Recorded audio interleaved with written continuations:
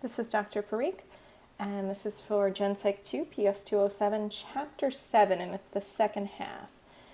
So far we've talked about how the eye actually works. So we talked first about basic principles of perception, and then we talked about the functioning of the eye itself. Now we're talking about more the perception. So how do we put together images? And one thing we'll talk about is Gestalt. Gestalt is where they use that saying, the whole is greater than the sum of the parts. So the idea that we perceive things, we perceive wholes differently than we perceive specific pieces. And so Gestalt psychologists, they talk about the principles that we use to organize sensations into perception. So the actual sensation, if you look at this figure here, and I don't think I can click it because I think that's going to move the slide forward, but this figure to the right, you see a group, and think for a moment about what you see. Most people see a cube. They see, you can see my mouse running along the edge, and that did make it go forward. But you should still be able to see my mouse running. And so you can see sort of the front of the cube, or maybe the back of the cube, another side, and then you see the top of the cube here, perhaps. And you also, students typically tell me they see blue dots. But when you look, there's really no dots here. There are no lines. What you have are these little sort of Pac-Man-like figures eating pieces of pizza.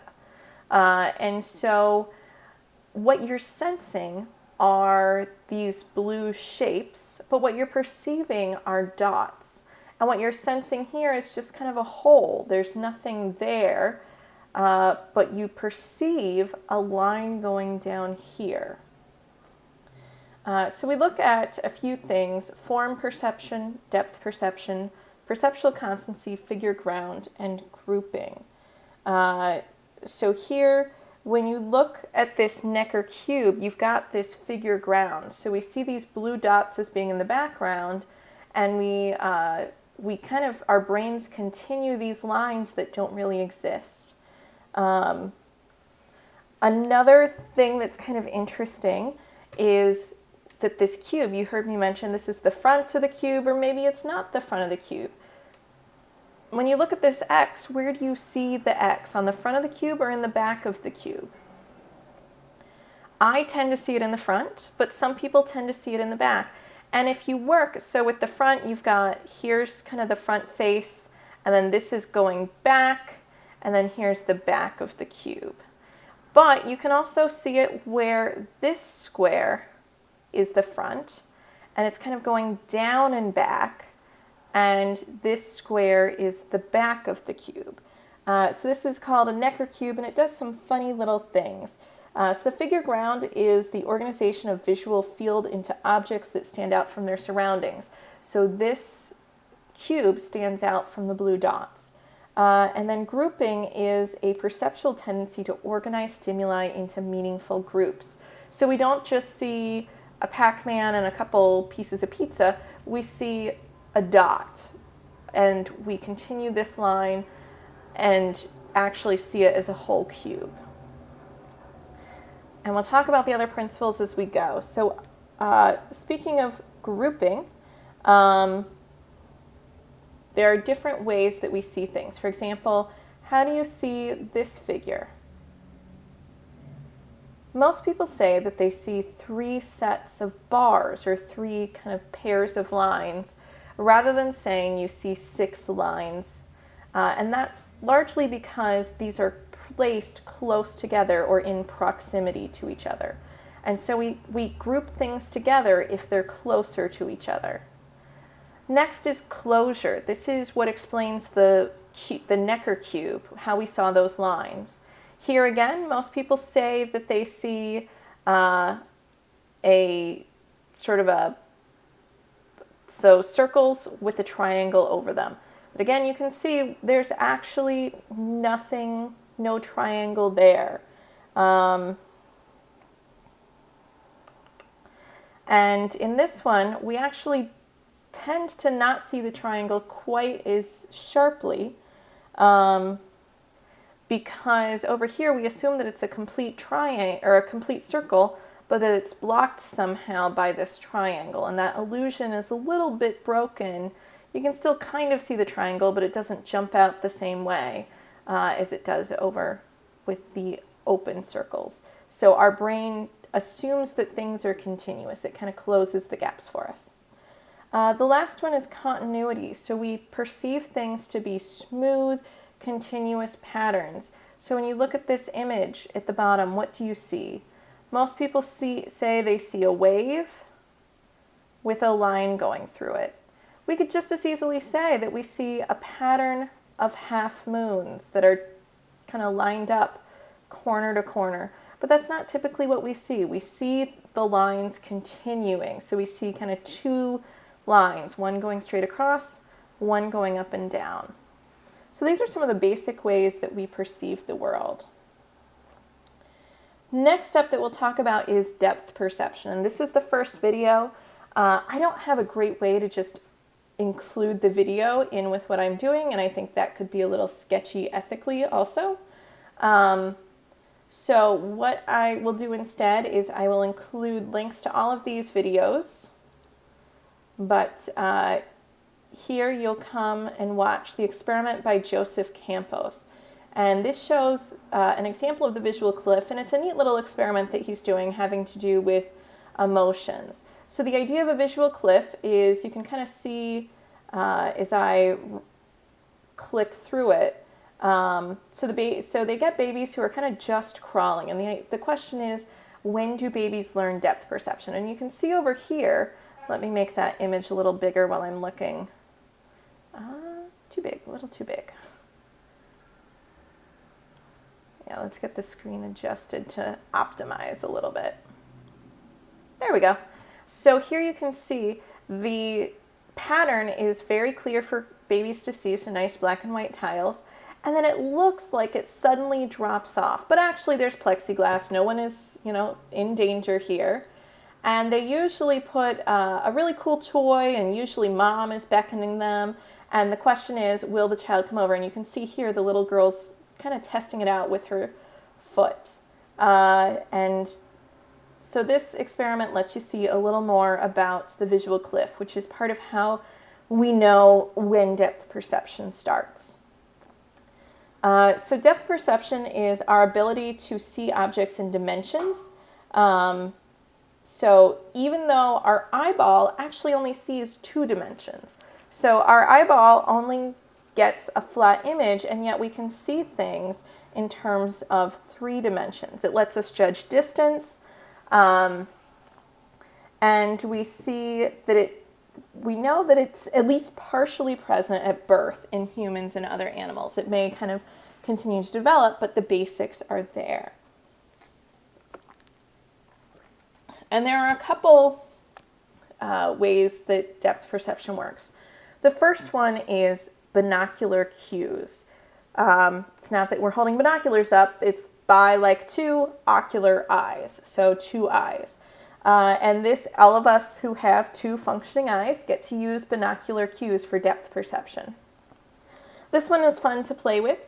Take your finger, and you can't see me, but I'm literally doing it right now. Take your finger, put it up pretty close to your face. And actually, my eyes don't focus super well, so I already see 2 fingers.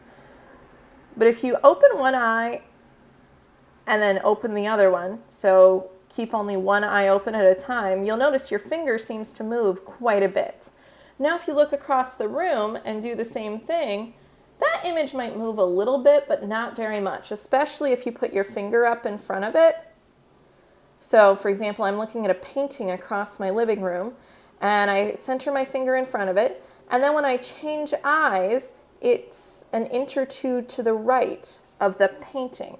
And so binocular cues means that we're using what's called retinal disparity. So disparity is a difference, and retinal, like your eyes, and so your brain compares the 2 images that it's receiving from the different eyes. And if the object is very far apart from image to image, the brain knows that that must be pretty up close because those differences are big.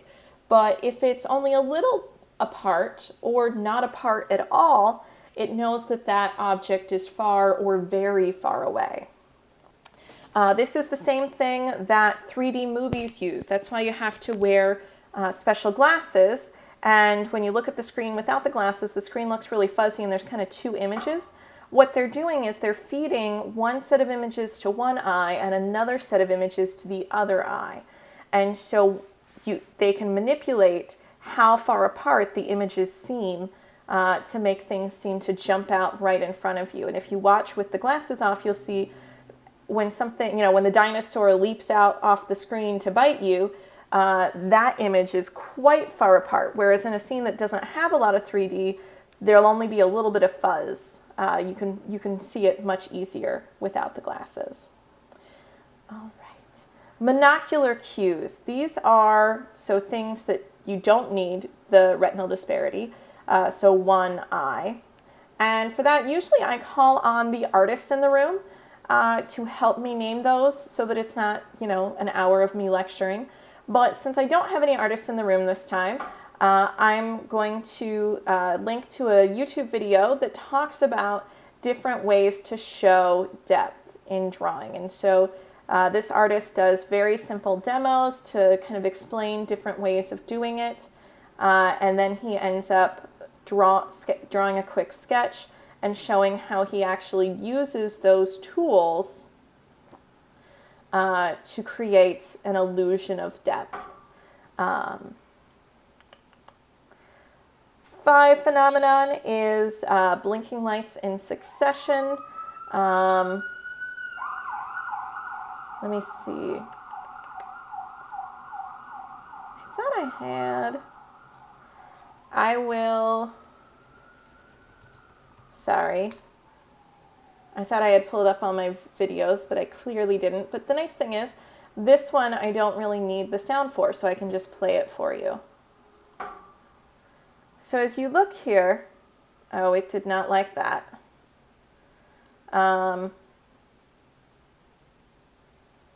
Let me see. Let's slow it down. So the 5 phenomenon is that if lights are blinking in succession, it actually looks like there's movement. So what's really happening here, frame to frame, is that one dot disappears, and then in the next frame, that dot comes back and the next dot disappears. It's the same thing as when there are Christmas lights that have movement. It's exactly the same thing. It's just the lights turning on and off, but it appears like motion to our eyes, especially if we take the speed back up. And even if we speed it up more, it really feels like something, well, that feels a little trippy. So that one I'm not going to link to, but you can search 5 phenomenon if you want. And I believe that it's in the Netflix, the Brain Games episode I'm going to talk about. All right, let's come back to this. Perceptual constancy. Let's see, that's another one that I have. This one's great for videos because it just shows so much. Actually, I'll wait just a moment to get to that video. So we've got perceptual constancy and color constancy. This is the idea that as objects move, they actually, the way they strike our eye changes. For example, as a door opens towards you, you can see an example here. As the door opens, the shape changes. It starts as a rectangle, but as it opens, the way it hits your eye now becomes more like a trapezoid, because the side closer to you seems longer and bigger than the side that's further away, which is, again, one of the ways that artists create depth. It's called foreshortening. And as this happens, though, you don't feel trippy like the world is changing around you. The door feels like it's the same shape the whole time. Even though the shape hitting your eye is changing, your brain kind of accounts for that. And there's some interesting ways to manipulate this size constancy. which is in Brain Games. This one is actually available on Netflix. I'm sure you can probably find it somewhere on the internet as well. But it's nice if you have a Netflix account, or if you or if you want to do a trial so you can see it. So this is season 2, episode 8.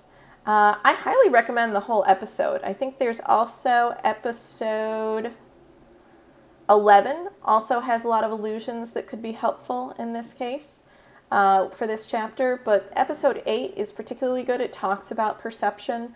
It talks about color constancy. I think this is the one that does color constancy. Maybe not. Yeah, it must be another one. Yeah. That might be the illusion confusion one. But anyway, so this talks about the Bouchette chair, which is in your book. So I highly recommend watching from about 4 minutes in. Watch through the Bouchette chair and then also into the Ames room. Both of those are discussed in your book, and they are great examples of size constancy. And it's a really fun way to show people pictures and mess with their minds and then sound really smart when you explain it. And one thing you'll notice with both of these, actually, but especially the Ames room, is that they have created a lot of indicators. There's a lot of lines here. So if you look along this wall, there's nice vertical lines. The paneling is spaced evenly. And if you look at these tiles, again, it's a lot of really nice perspective cues. You've got the windows with nice straight lines and right angles. You've got the clocks that kind of mirror each other and give us a sense of space. You've got a nice flat ceiling. And when you watch the video, you'll realize the trick behind this, and you can appreciate how much work goes into creating this angle where everything looks very even and perfect so that we do not feel deceived by the room. Although clearly there is some issue because the women are such drastically different sizes. Right, the other thing that I'll talk about, so color constancy. We have, when we see things in different lights, sometimes it kind of messes with the color a little bit, but typically we still see things the color that they're meant to be. Our brain accounts for it. For example, I have fancy hue lights that my husband loves, and so especially at night we'll often put on kind of a reddish tint to the lights. But that doesn't change much about how we see things. And one of the great examples of color constancy and how our brain interprets color is the dress. I know that this example is getting a little dated, but it's just such a great example. So if you don't remember, I think it's about 3 years ago now, 2 or 3 years, there was an online controversy because someone posted a photo of a dress that some people saw as black and blue and others saw as white and gold. And I'm a little tripped out this morning because I usually see white and gold, but I now see blue and black. And it can change for people. And the reason behind this is color constancy. And you can see this lighting is ambiguous. So around the time that I was prepping this lecture the first time, a friend of mine posted some photos from a party she'd been to. I think like a bachelorette or something like that. And I asked her if I could use them for this lesson because they're great examples. So when you look at these color swatches, you very clearly can see purple, dark red, light red. And as you look at this picture, what color are the girls' dresses? It's pretty easy to say their dresses are white, even though it's actually a match to this red swatch. So the color your brain is actually seeing on this dress is red. But your brain sees that the whole picture is tinted red. And so it accounts for that and sees the picture as the dress as white. Now what color are the dresses? You would say they're still white. But now they have this color swatch, this purplish bluish color, is actually from this picture. And so again, your brain is accounting for the background. And then we have this dark red swatch from this dress. So again, now you can kind of see it all together, and you can tell the dresses are very different colors in the picture, but your brain accounts for it. The same thing happens with this dress. This background lighting is extremely ambiguous, and so some people's brains interpret it in one way that leads them to see black and blue, as I'm seeing today, which again is very trippy for me. Other people, and here someone has kind of messed with the photo and has changed the background lighting. The story supposedly is that they actually haven't changed the colors of the dress. They've just changed the background lighting in a way that manipulates you. So almost everybody sees blue and black in this picture. Here you can see they've kind of fuzzed the lighting a little bit more, and almost everyone sees white and gold. And there's all three. I think they may have actually changed the whole picture, but it still kind of gives, you can see that the background colors are changing as the color of the dress appears to change. And here's the actual dress that the photo is being taken of in more normal lighting. So you can see there's no question, it actually is a black and blue dress. And here you can pull out, when you pull out the specific color swatches from different parts of the dress, you can see it's certainly blue. The parts that I normally see as white are certainly blue. But the parts that people see as black, there are some parts that look pretty goldish to me, and then there's other parts that do look kind of black. And last but not least, at least I don't have a tattoo of the dress. Let's see. So that talks about how we, it talks about Gestalt, it talks about how we perceive and put things together. And I have lost my notes, so give me just a moment to get those pulled back up.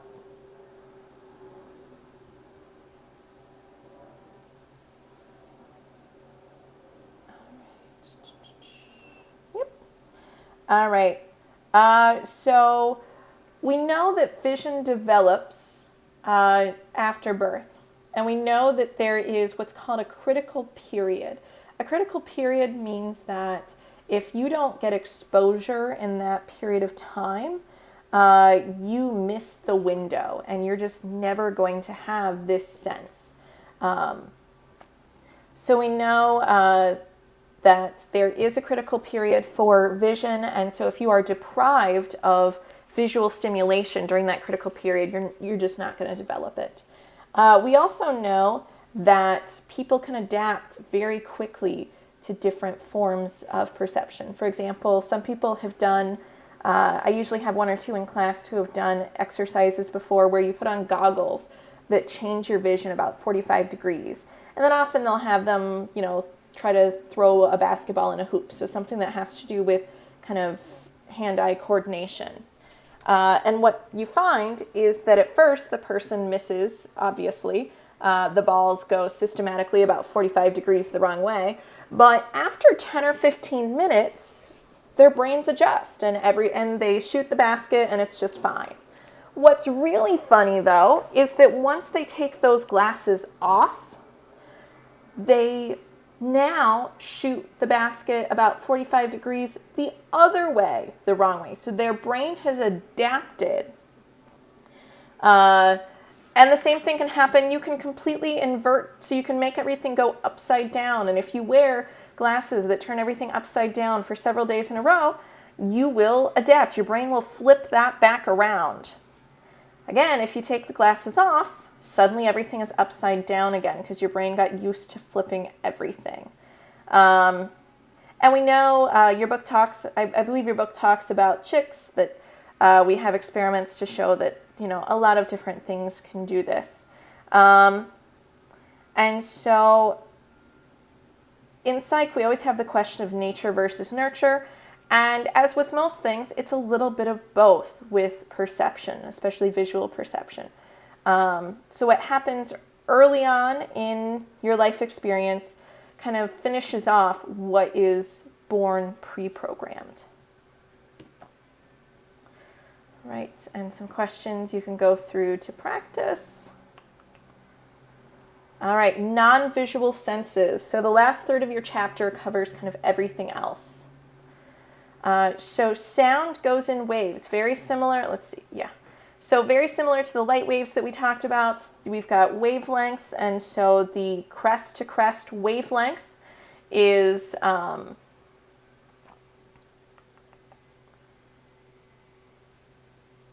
Sorry, it's presented opposite of how the vision was presented.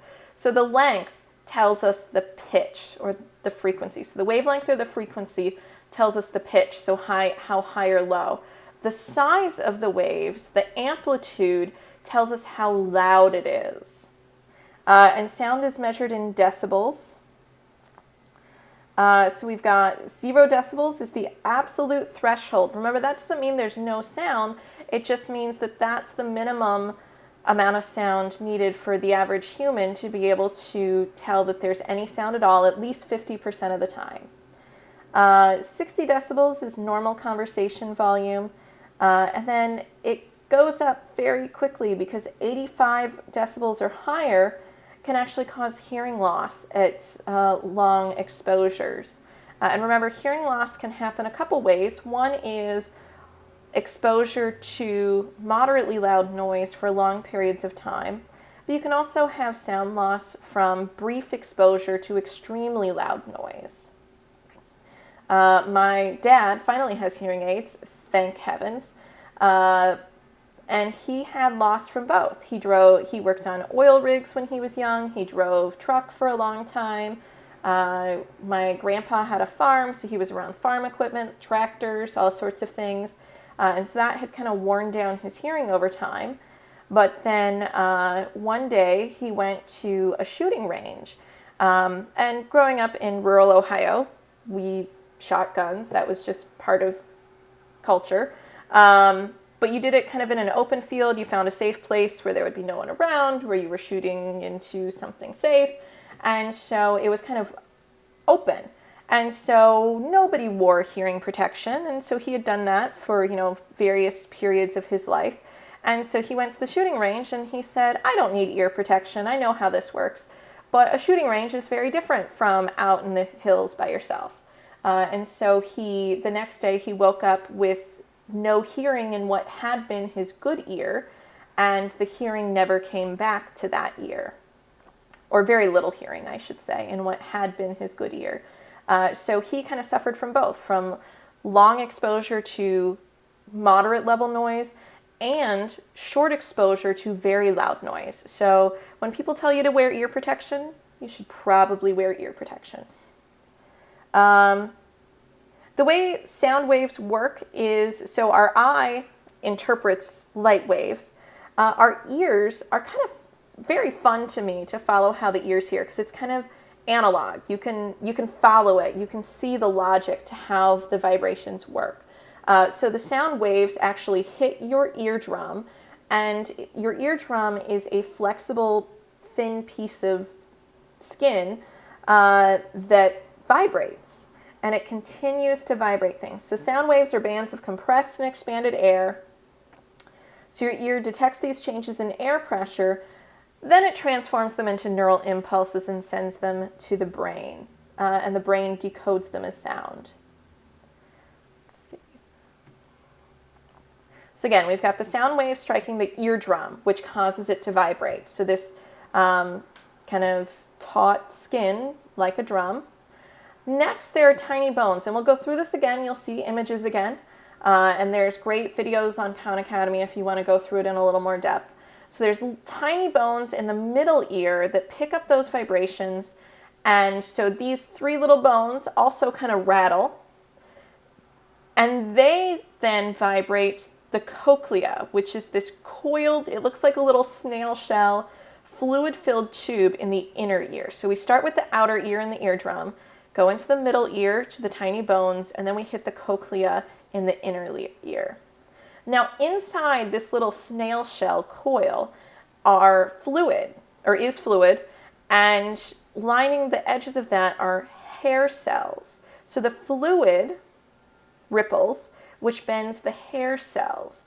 That's where we now trigger impulses in nerve cells. Here's where we go from analog to digital.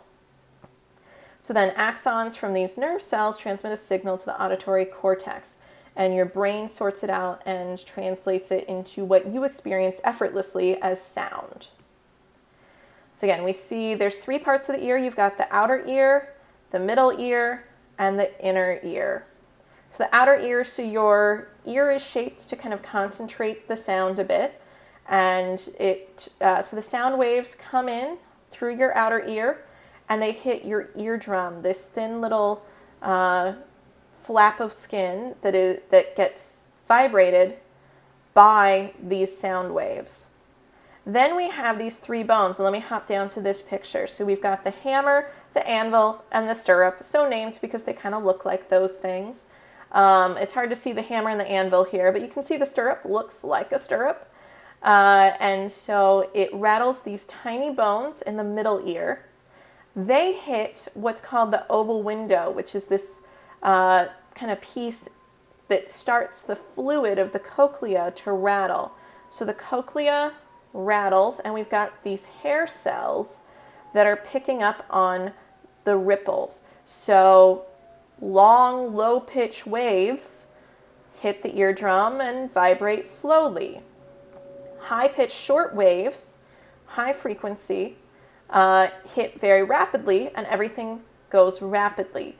And so based on the pace of this ripple and the strength, so how high the waves are, the amplitude, your brain interprets both the pitch and the loudness. In the auditory cortex, which is in your temporal lobe, it's kind of right next to your ear. This one makes sense. Your eyes have to go all the way back to the brain, but the temporal lobe is a little easier to get to. Yeah. Let's see this. Yeah, that's just kind of an extra slide that says all the same things. So there's a couple different ways to have hearing loss. So there's two things that can happen. One is you can have issues with your actual ear. So that would be sensory neural hearing loss. So the nerves have an issue. So that means that there's something with sort of the brain, the digital side of things, so the receptor cells. You can also have conduction hearing loss, which is the analog part. So again, we've got all of this stuff that's actually rattling. That's what I call the analog part. That's the mechanical system that actually conducts sound waves to the cochlea. So you could have deafness because something's going wrong with getting to the cochlea. You can also have deafness because there's issues with these cell receptors or the nerves that send things to the brain.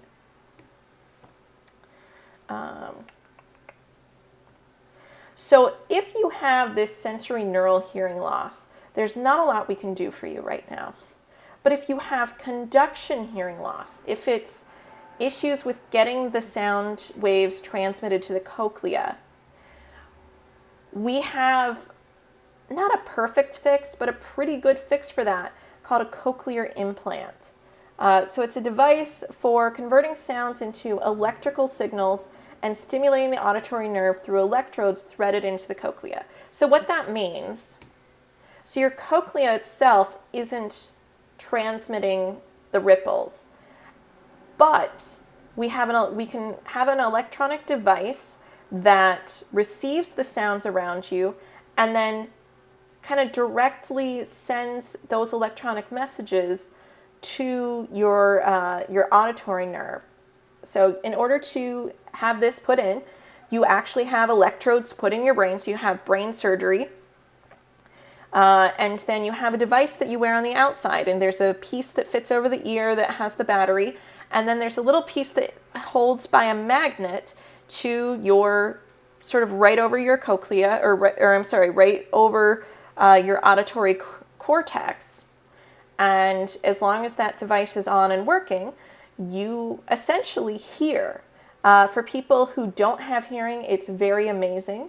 I had a friend in college who had a cochlear implant, and she talked about when she first got it, she was so amazed by all the things that had sound. She was not completely deaf, but she had never had very good hearing, and it had gotten worse over time, I believe. And so she was a teenager when she got her cochlear implant. And what she remembers is on the car ride home, sitting in the back seat and tapping her fingernail on the glass of the window because she was amazed that it made sound. So it was very amazing and revolutionary for her. but at the same time, it's not exactly the same as becoming magically hearing. For a couple of reasons. One is if her battery died, she was just kind of out of luck. And one of the trade-offs with the cochlear implant, you already heard me say that it's brain surgery, so that's always a concern. I mean, it's a safe procedure and yada yada, but it's still brain surgery. There's always risks with that. Another issue is that you destroy all of the natural hearing. So let's say many people who are deaf still have 20 to 30% of hearing or so. It's not enough to really function, to hold a conversation, but it's often better than nothing. And so when you get a cochlear implant, you destroy whatever hearing you used to have in that ear. And so if the cochlear implant doesn't work, or if your batteries are dead, or something's going on, you've got nothing left in that ear. The other piece is, although it does work incredibly well, it's not the same as complete hearing. One of the ways I've heard it described is that sounds are kind of robotic. Everything has a bit of a mechanical tint to it. It sounds a little tinny. Another issue, so my friend who had the cochlear implant, if she and I were sitting in a quiet room with the lights on and I was facing her, she caught every word I said, no problem.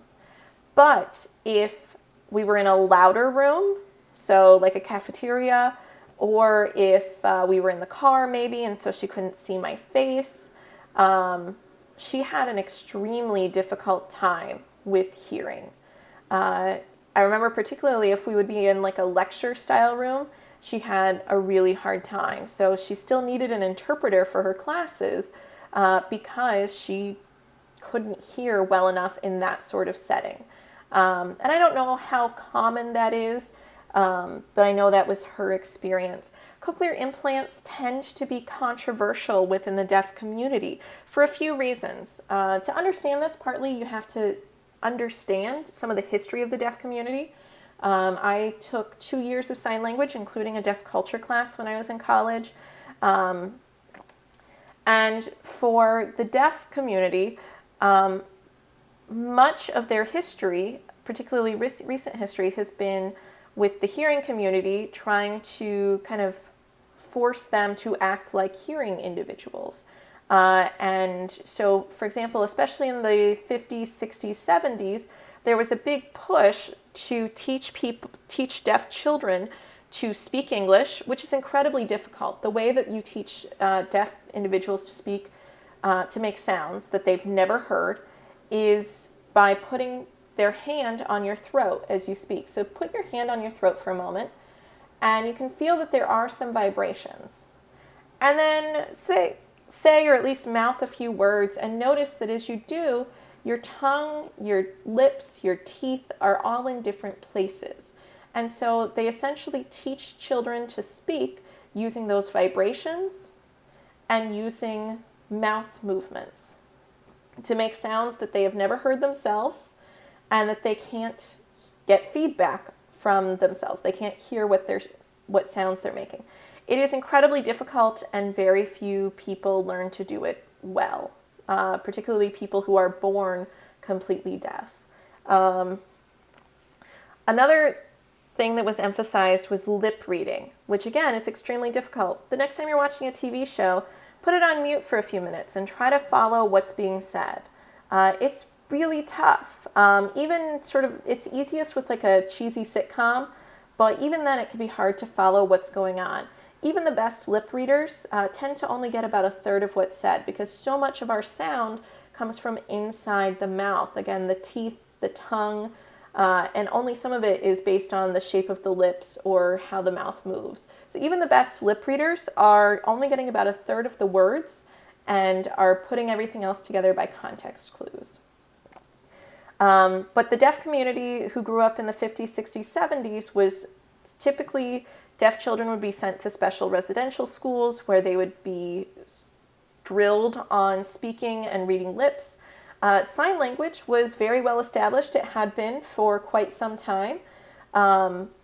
But children who used sign language to communicate were often punished. And parents of deaf children were told, if you let your child sign, they will never learn to speak properly, they will never get to participate in society. So with that background, when you see the history where just a few decades ago, sign language was kind of crushed down, you can see how deaf people might be a little protective of invasive measures from the hearing community. And we'll talk a little bit more about this when we talk about language, because one of the things we know now is that depriving deaf babies and children of sign language essentially is depriving them of any language at all. And we know, ironically, so the threat was if your child signs, they'll never learn real language. Well, we know that American Sign Language and other forms of sign language are real languages. They have different grammar structures, but they have grammar structures. We also know that it's much easier for children to learn English if they already know a language. So the children who have sign language do much better with trying to learn to read in English and even to write in English and even to try to read lips and speak. Anyway, cochlear implants are controversial for a few reasons. As I said, it's brain surgery and it destroys any hearing that's left. So there's now no function in the ear without the cochlear implant. Some members of the deaf community see this as possibly another way of just trying to force deaf individuals to blend in instead of allowing them to have their own culture and their own means of adapting and functioning. But also, one of the big issues with cochlear implants is that we talk about plasticity, and we know brains are most plastic when we're very young.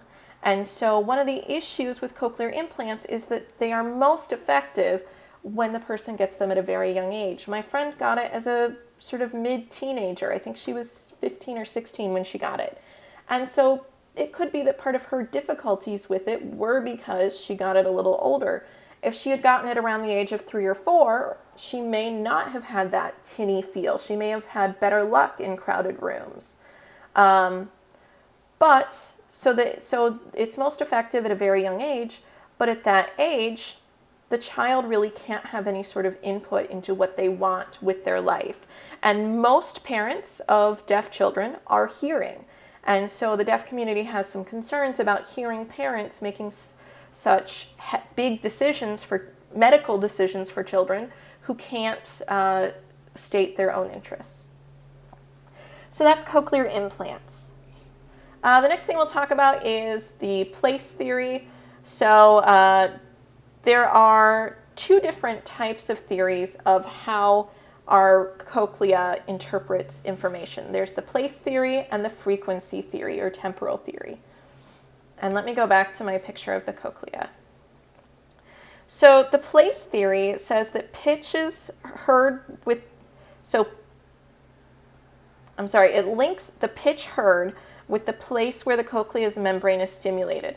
So the idea is this sort of flowing fluid will stimulate certain parts of the cochlea. So certain parts will respond to different rhythms, I guess.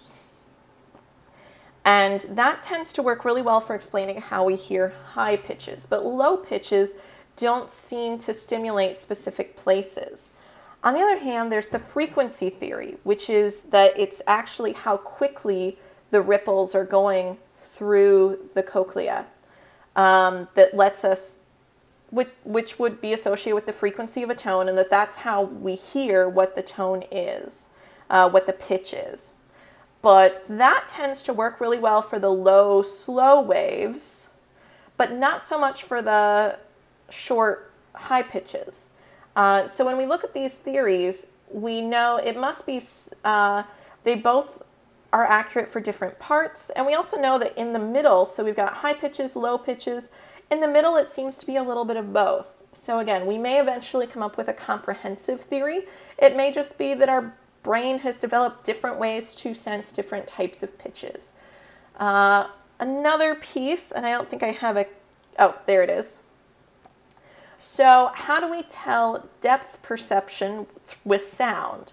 And just like our eyes, the two eyes makes a big difference. The two ears make a big difference. If you are a Hunger Games fan like I am, You might remember in the first book, near the end, Katniss is by an explosion. And it takes the hearing from her right ear, I think, right or left ear, but one of her ears, and she freaks out. She is terrified because she can't hear out of one of her ears. Why is that so scary to her? Because now she can't tell where sounds are coming from because she's only getting it in one ear. And what happens is that as a sound hits our ears, it hits one ear both more intensely and a little sooner than it hits the other ear. And our brain can interpret that. If it hits it about the same time, then we know that it's sort of directly in front or behind. And so our brain uses how the sound hits the ears to figure out where the sound is located. Next up is touch. So we have 4 distinct things we sense with our skin: pressure, warmth, cold, and pain. So warm and cold actually come slightly separately. But these are the 4 different types of receptors that we have. Sorry, I had to get some water. When I did my internship at the Women's Prison in Minnesota, I got to sit in on a few rounds of the pain management group. And so I got to be there a couple different times that the group started. And the group leader always started off with the same question. So it was all women who had chronic pain of some sort. Many of them had injuries. Some of them had issues related to domestic violence. Some had car crashes or other accidents that caused their injuries. And several of the women were actually in prison due to things related to opioid abuse. So essentially their attempts to cope with their pain had led to their incarceration. And so this group was about how to manage pain and especially looking at non-medication ways or how to use medication more effectively. And so everyone had different types of pain, and the group leader would start off with, where do you feel your pain? And usually women would start by volunteering, mine's in my lower back. And just say, okay, that's where the pain, that's the part of your body that's painful. But where do you experience the pain? And after a moment, somebody would come up with the brain, which is the correct answer. We sense things based on nerves that are in our skin or other parts of our body, but the brain is what's really interpreting all of this. With pain, we have specific cells called nociceptors that are sensitive to pain. And the reason we're so sensitive to pain is because we're sensitive to potential damage. Just like we talked about our reflexes with hot things or other painful things, pain is an important signal to us that something is not right. For example, my husband has had back pain for a while. He had gone into the doctor after I nagged him after the first few months and was given some physical therapy, but now it's been 1.5 years and things are better, but still not great. And so he finally went back again and found out that he has actually other issues in addition to that original thing they found on the x-ray. So he went in for an MRI, and what the doctor told him was, we want to take care of this soon because it tends to get worse the longer you wait to take care of it. And so that was just yet another reminder to me that pain is informative. Pain tells us that something is being damaged in our body and we need to respond to it. That's the way pain is supposed to work. It doesn't always quite work out that way, though. We have some issues. We know that our brain sometimes kind of creates pain. And we also know that the brain doesn't always have a perfect interpretation of pain. Your book talks about the gate control theory, which is the idea that certain things signal to the brain, hey, we're experiencing pain. Whereas other things can kind of close those gates and send different signals instead. For example, when you bump your elbow on something in that spot that hurts so badly, our impulse, especially for kids, is to rub it really quickly. And we find that that actually is helpful for pain because that stimulation kind of distracts the brain from the pain. When I have a headache, sometimes I'll try to focus on a part of my body that doesn't hurt. So I'll focus on my feet and just kind of trying to feel as much as I can, and I'll move my feet really slowly and notice all of that movement just to get my brain to focus on something else. So we know that there are ways to distract the pain. We'll talk about that in a moment. We also know that sometimes the brain invents pain. For example, phantom limb. So individuals who have lost part of their arm or leg, or even individuals who are born without an arm or leg, can still experience pain in that section. And we watched a video that talked about that earlier when we were talking about sort of brain and neural prosthetics. So phantom limb happens. It's a well-documented phenomenon, and there are some ways to help people cope with it to kind of help the brain change the mental positioning of the limb that doesn't really exist. But we know that pain can be manipulated. That's what we can take from things like phantom limb. So what are some ways that we can manipulate? The first way is placebo. I love placebo. We've talked already about placebos. One of my favorite stories is when we were taking my 7-year-old nephews to the museum, and they had bug bites, it turned out. And so they were itching like crazy along their ankles. And I didn't have anything to help with itches, but I did have some sunscreen. And it just so happens that they have darker skin, and so they don't use sunscreen a lot. And it happened to be a spray sunscreen, which I actually don't use anymore because I don't think it's as useful. But at any rate, it was really good that day because it does come out kind of cold and misty, and I just covered up the label a little bit, and they trusted me. And I gassed it up, and I said, you know, we can only put this on so often because it's really powerful. And they would ask periodically, can I have some more? It's starting to itch again. And I'm sure that the cold and the mist and just the moisture did help a little bit, but it was mostly just placebo, just making them believe that something had happened. And we can tell that there's actually changes in the brain when someone receives a placebo. Your book talks about pills as well as placebo acupuncture with fake needles that didn't actually go in. So we know that it reduces your central nervous system's attention to the pain. So it tells the brain, you don't need to pay attention to this for a while. We've got it under cover or under control.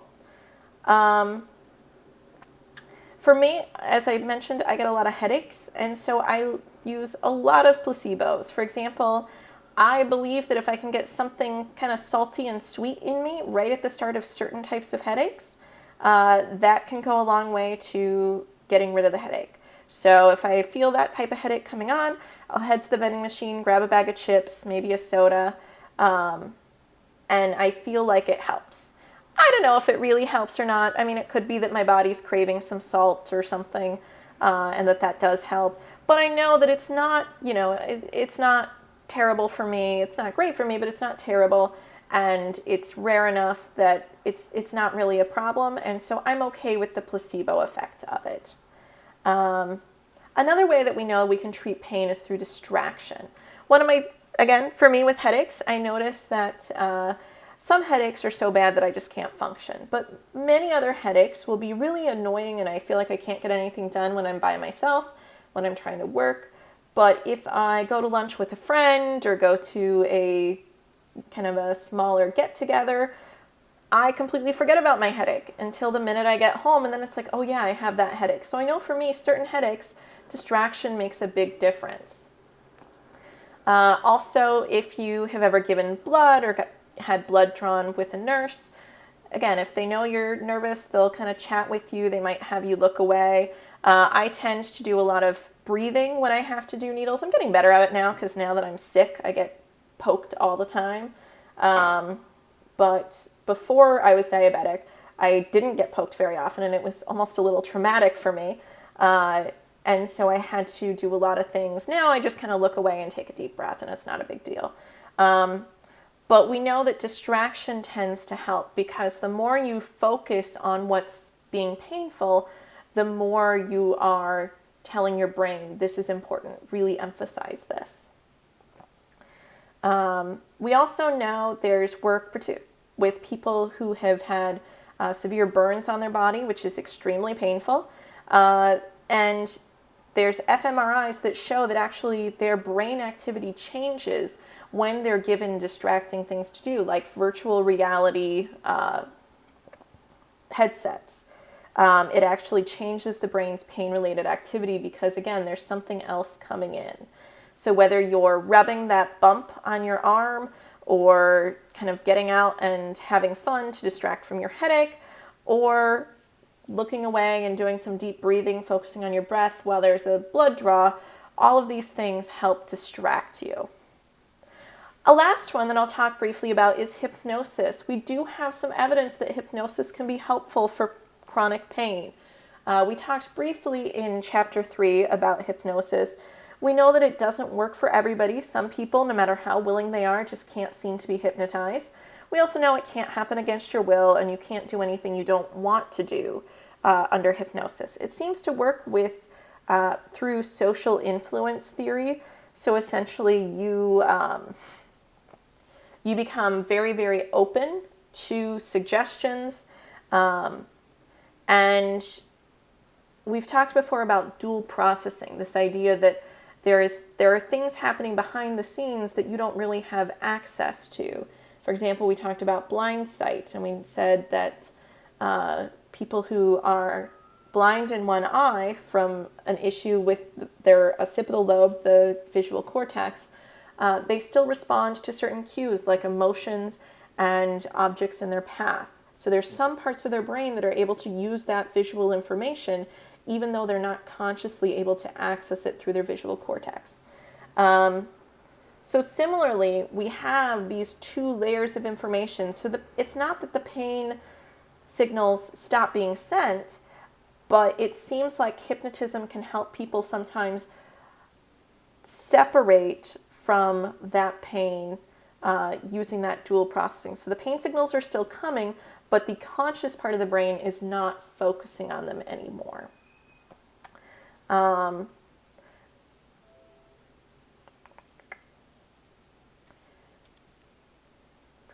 I already mentioned, we know that there are other things that help with pain. For example, the more tense you are, the more pain you tend to experience. So people who have chronic pain, there's a focus on reducing stress and tension. Also, breathing to relax, relaxation exercises, things like that seem to be really helpful. And that may be related to that gate control theory too, the idea that certain activities and experiences open those pain gates.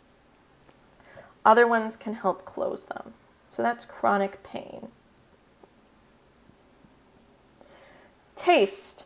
So each little bump, sorry, I have hiccups, has 200 or more taste buds on it. So you have so many taste buds in your mouth, and each of those buds has 50 to 100 taste receptors, and each receptor reacts to different kinds of foods. And we know taste seems to tell us something about what's in the things that we're looking at. So we've got sweet, salty, sour, bitter, and umami, which is one of the newer ones. It was not one that we learned when I was a kid. I'm not sure if it came in when you were kids and learning the different tastes.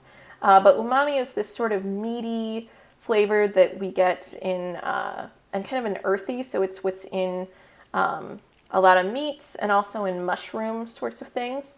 And so we know that sweet and salty tends to be kind of universally liked. Sweet tells us that it's an energy source, carbs, so that immediate energy. Salty, we need a certain amount of sodium for our bodies to function. You know, it sounds a lot, you hear a lot about low sodium and trying to cut down salt. That's just because we have so much of it in our diet. But we do need a certain amount of salt to function. I mentioned that when I'm not feeling well, I'll often seek out a salty food, and that tends to kind of help perk me up a little bit. Sour and bitter are a little more mixed. Certain cultures include them a lot. Some people like them a lot. Other people or cultures, not so much. And these sour and bitter can warn us that there could be something dangerous with our food. So we're kind of naturally driven towards sweet and salty. Sour and bitter tends to be more of an acquired taste because there are certain warnings. And so, for example, young children tend to like more like sweet and salty. They like simple foods in general because sort of evolutionary, they are most at risk of being poisoned. And so they try to stick with safe, simple foods. And then umami is that, again, that meaty flavor that tells us there's protein, which we need to kind of keep our bodies and tissues going strong.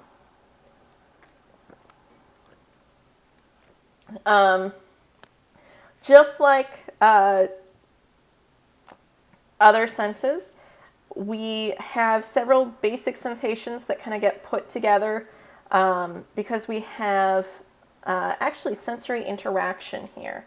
So the idea is to get taste, we're actually combining 3 different pieces. First, we have the smell. Smell is very closely linked to taste. If it doesn't smell good, it's not going to taste good. So we've got smell. We also have the texture of foods, so how it feels in our mouth. And finally, we have the actual taste. What is the taste? That all comes together to make our experience of the flavor of food. And so those things are influencing each other. Now, our sense of taste can also be influenced by learning, by our expectations, and by perceptual bias. Pretty food tastes better to us. And we have, again, our tastes get shaped over time, and we tend to, different cultures like different sorts of flavors. We also know that with some of that, for example, cultures in hotter climates tend to eat spicier food, and there's some evidence that the spices can help limit the growth of dangerous bacteria. So that may actually even be an adaptive feature of cultures to like foods that fit better with survival in their region. Let's see. I mentioned smell, which affects taste. So when you smell a flower, there's actually these little molecules that are in the air that get kind of sucked up into your nose, and then there's receptors at the top of your nose. So you've got receptor cells in your olfactory bulb, and then there's your olfactory nerve sending them back. So there's molecules that get sensed, and the messages get sent up to the olfactory bulb, sent to other regions of your brain. Smell is considered a chemical sense. You've got hundreds of different receptors, and we know that smell is tightly linked to memory, in part because it's so closely linked with the limbic system, which is associated with memory and emotion. Smell and taste have emotional gut reactions in ways that vision and sound don't necessarily have. You know, especially, you can see this in kids, things are yucky, and it's a very strong reaction.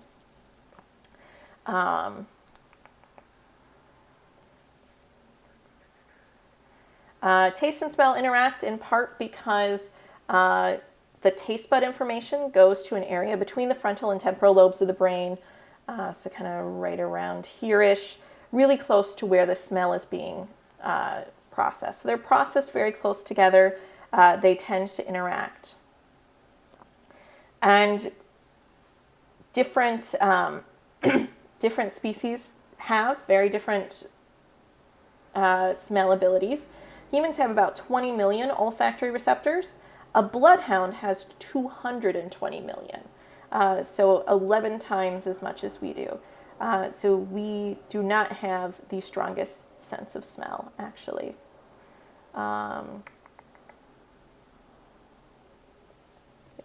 So as I mentioned, smells can really trigger memories of different places and times. And this is another one that I like to do in class and ask people, but I obviously can't do quite the same way over video. But take a moment and think, what smells trigger different thoughts or memories for you? My favorite story that I have of this is the one time in my life that I've lived in an apartment with my husband with 2 bathrooms. we didn't really use the second bathroom very much. And so there wasn't much in it. We didn't go in there much. We just kind of had a bar of soap in the shower and some hand soap at the sink. And we usually kept the door closed. Every time I walked into that bathroom, I was flooded with memories of my grandmother, who had died when I was 13. And I couldn't figure out, why is it over 10 years late after she died, I was flooded with memories every time I walked in. And not just general memories. I was reminded of bath time at her house. I could remember, I got these images of this little plastic boat that we would play with in the bathtub, and this sponge that she had, which was different from what anyone else in my family used. And finally, one day it clicked for me that we had a bar of Dove soap, which was the soap that my husband liked. I usually used a liquid soap instead, but that was the soap that she used. And again, no one else in my family used that same soap when I was a kid. And so the smell in this sort of empty bathroom where there wasn't much else, that bar of soap filled the bathroom. And when I would walk in, I would just be flooded with memories of using that soap during bath time at my grandma's house when I was a kid. And so that was some warm fuzzies for me when I figured it out. But often there will be different scents that make you think of holidays, of different places.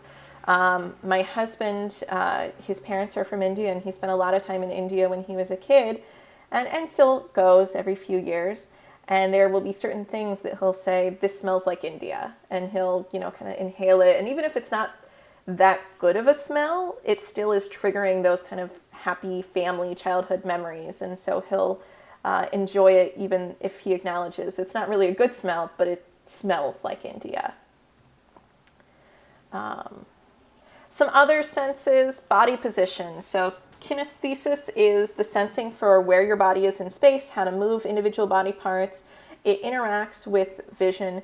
Vestibular sense is, again, related to body movement and position, especially balance. And so these two are very strong in athletes and other physical performers, dancers. Let's see. Senses are not completely independent. We talked about smell, texture, and taste all coming together to make flavor. So it's not just how the food tastes, it's what it feels like on your tongue and what it smells like. And again, I would argue that also what it looks like to start with. My husband is in the hospitality business. He worked as a restaurant manager for a while and teaches hospitality and food service. And so he always says, you eat with your eyes first. We also know that vision and hearing interact. In Brain Games, I forget if it's this episode or one of the other ones. I think it might be one of the other ones. There's a really neat demo. Everyone has said that the woman in the black jacket is taller. Is that your Come on, pause a little bit. Do to change your mind? All right, that's not going to work for me. When there's a contradiction between your eyes and your ears, the eyes tend to win. Finally, embodied cognition is how bodily sensations, gestures, and other states can influence cognitive preferences and judgments. And your book gives some neat examples. For example, how warm a physical room is can promote how socially warm people are. So people act differently in a warm room than a cold room. Also, social exclusion, so being left out of things, can literally cause the person to perceive the room to be colder than it is. We also know that loneliness seems to trigger pain. We know that pain, there's been some studies that pain relievers can actually help with, can reduce feelings of loneliness. Sensory interaction, so you have, again, eyes and ears together are better. Even I do better hearing someone when I can see their face, particularly if someone has a voice or an accent that's a little difficult for me. I do really well in person. Over the phone, I struggle a lot more. That's just a summary and where things are in the brain, and another summary.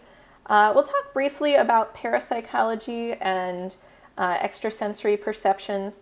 If there's a question, it is an inherently difficult field to study. At the same time, if there's a question on the test, the answer is going to likely be something along the lines of most research psychologists and scientists are skeptical. Most of the research that's been done has some serious flaws. People who are advocates of parapsychology will kind of say these sorts of powers are difficult to prove in a controlled setting because of just the nature of them. If you watch the documentary An Honest Liar, which is about the amazing Randy, who we talked about in chapter 1, he reveals some really interesting things about parapsychology research. Now, this is research that was done more in, I believe, the 70s, maybe the 80s, but I think it shows some of the issues that are really present in parapsychology research. So as someone following the scientific principles, I'm going to be open and humble. I'm not going to say definitively this can't exist, but I'm also going to be skeptical, and I'm going to say most of the research that's been done has either not had a positive finding or there's a lot of other possible explanations. The less rigorous and controlled a study is, the more other possible explanations there are for what's been found. So I'm going to side with most research psychologists and scientists and say I'm skeptical. Right, that is it for this chapter. I will include links to those videos if I can, and I highly recommend watching both episode 8 and I believe it's 11 of Brain Games as you study for this. Good luck.